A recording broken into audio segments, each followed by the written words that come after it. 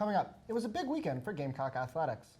Meanwhile, the NBA playoffs are underway. And finally, Gamecock student athletes took to the red carpet. All these stories and more tonight on Palmetto State Sports. From the Blue Ridge Mountains and through the Midlands down to the coast, there's plenty of sports highlights and moments here in South Carolina. There's only one place where you'll catch all the action. This is Palmetto State Sports.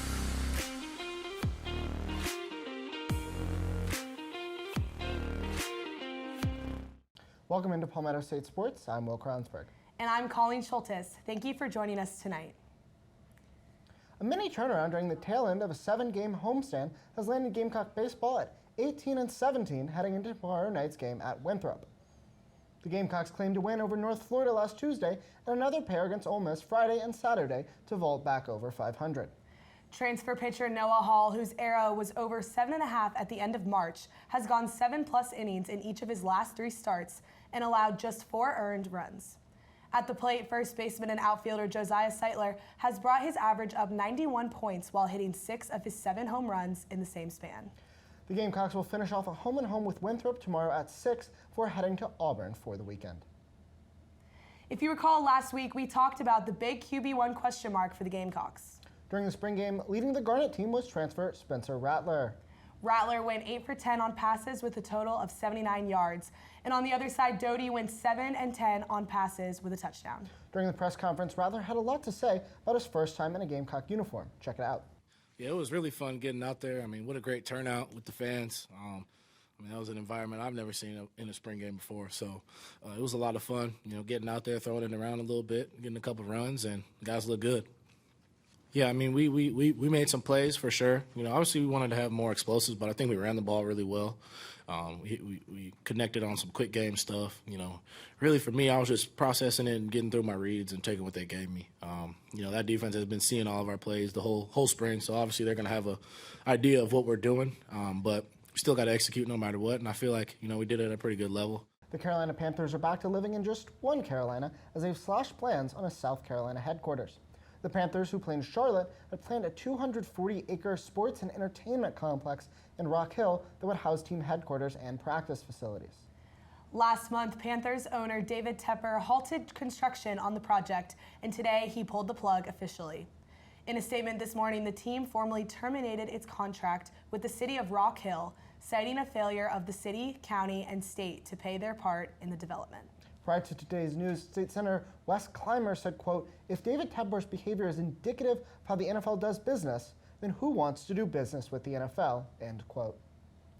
South Carolina High School League Executive Committee just passed boys volleyball as an official high school sport. Boys volleyball will start during the 2022-23 academic school year, but the first 8 championships will not take place until the end of their second season.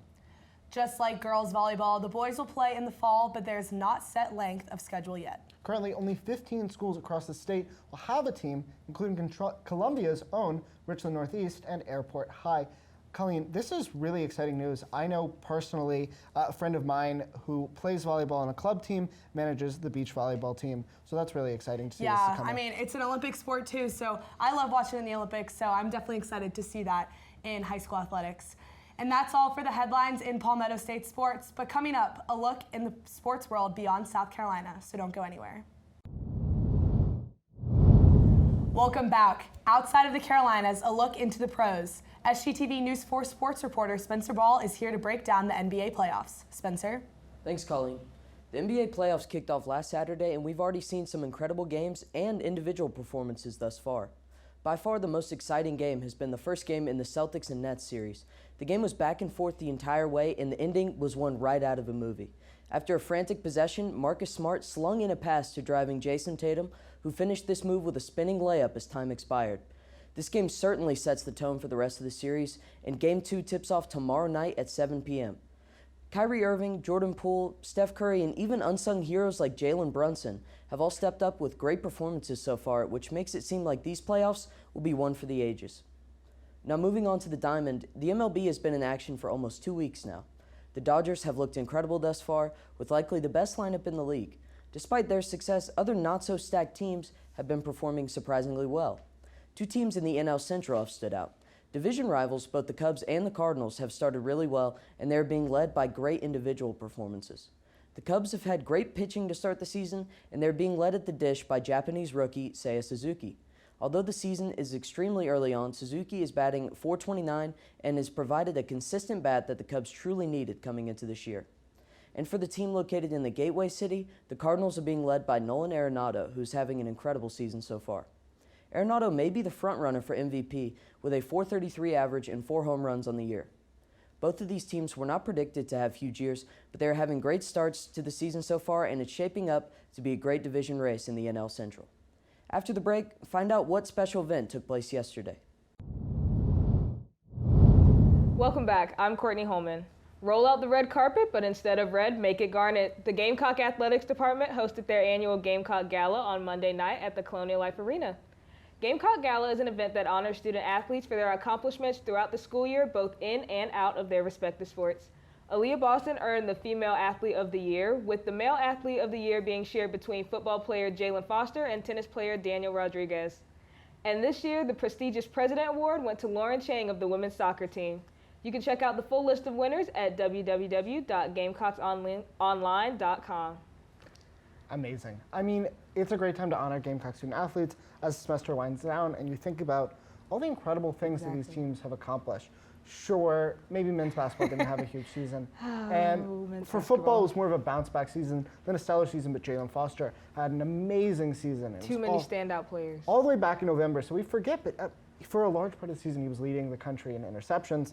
And don't even get me started on Aaliyah. Exactly, and all the athletes were stepping out in there. You know, it was like the Met Gala for University of South Carolina. Coming up after the break, a look into Palmetto State Sports calendar. Stay tuned. As schools in the Palmetto State head towards finals and summer break, the calendar is really slimmed down to just softball, baseball, and some beach volleyball. Gamecock baseball visits Winthrop tomorrow night and then heads to Auburn over the weekend, while softball hosts Furman for a doubleheader tomorrow and Ole Miss Friday through Sunday. Clemson baseball has 2 midweek tilts starting at Georgia tonight and hosting East Tennessee State tomorrow night for their weekend home series against Florida State. Meanwhile, back in Tallahassee, Tigers softball is in action Thursday, Friday, and Saturday at Florida State. And wrapping things up on the diamond, Coastal Carolina baseball has Charlotte and UT Arlington, while softball hosts Georgia State on the weekend. And finally, South Carolina and Coastal Carolina are in action on the beach, starting with Gamecock Beach Volleyball hosting Erskine tomorrow and the Chants welcoming Georgia State on Saturday morning. That's all we have for tonight's edition of Palmetto State Sports. Be sure to follow us on Twitter at SGTV Sports, and to keep up with all of our content, be sure to also visit us online at sgtvonline.com. For SGTV News for Sports, I'm Will Kronsberg. And I'm Colleen Sholtis. From all of us here at SGTV, have a great night, Carolina, forever to thee.